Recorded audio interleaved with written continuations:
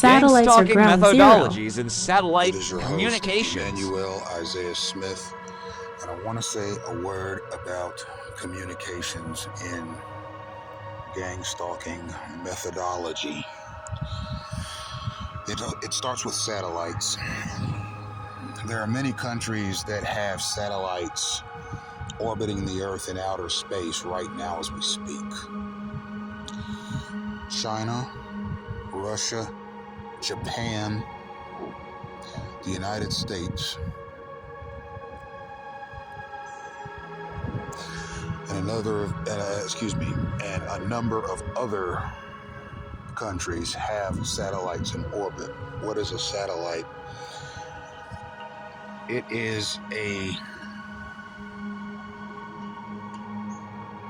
extraterrestrial unit that's made in NASA laboratories that is launched into space at a particular date and time with the intention of having it orbit the Earth while using its various communication components to send and receive data about the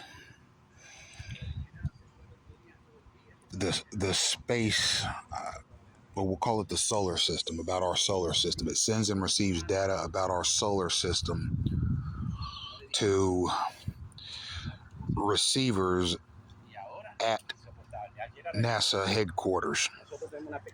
The NASA headquarters that this data is being sent to are much more multifaceted now than they used to be. There was a time where NASA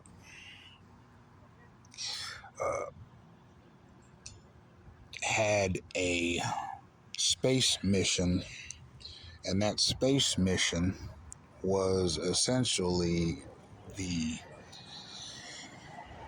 be-all to end-all with respect to what NASA's role is in American society and why it's important or why it isn't important. Me personally, I consider NASA to be a space alien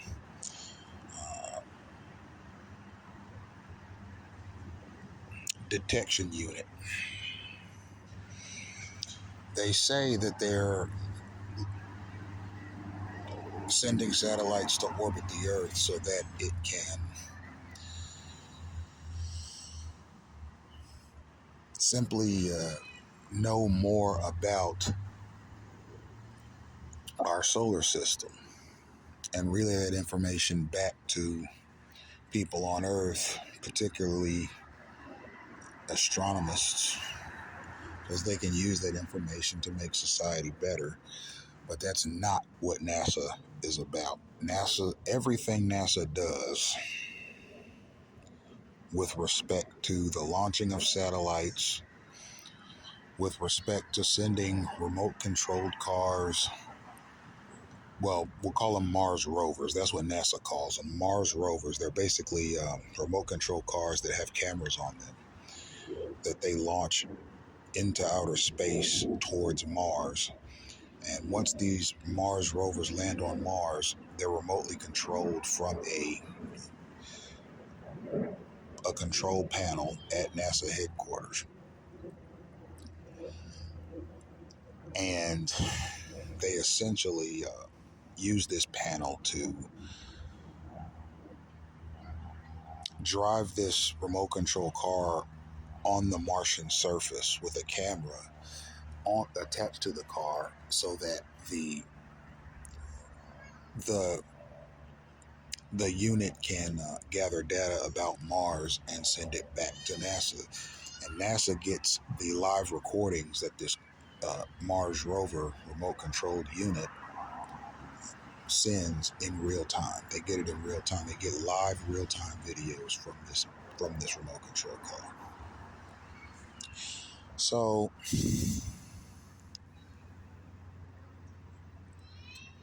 that's being done to see if there are Martians Okay, extraterrestrial aliens on Mars. That's why it's being done. They pose it as well. We're just looking for microbacteria or what have you on Mars to see if it was ever capable of sustaining life, etc., etc.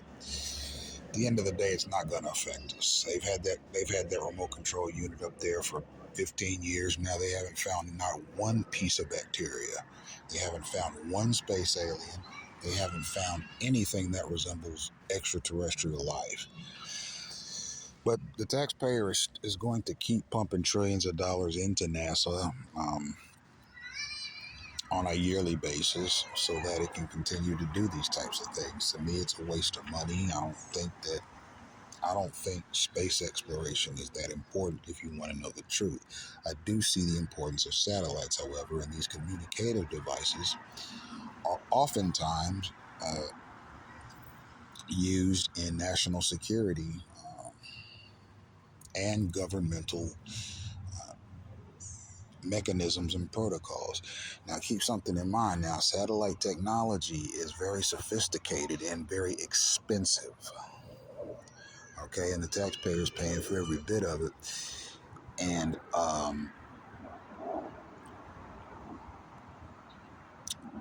quite frankly, this satellite technology, when it is used in a national security capacity, it is used across the spectrum of the national security mechanism in the United States. That means that this satellite technology is used in aiding and abetting the Department of Justice and all its auxiliaries, including the FBI, the CIA, the Department of Homeland Security, the Bureau of Alcohol, Tobacco, and Firearms,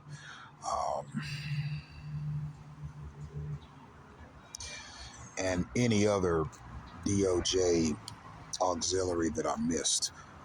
These satellites help them in the grand scheme of things with respect to their fight against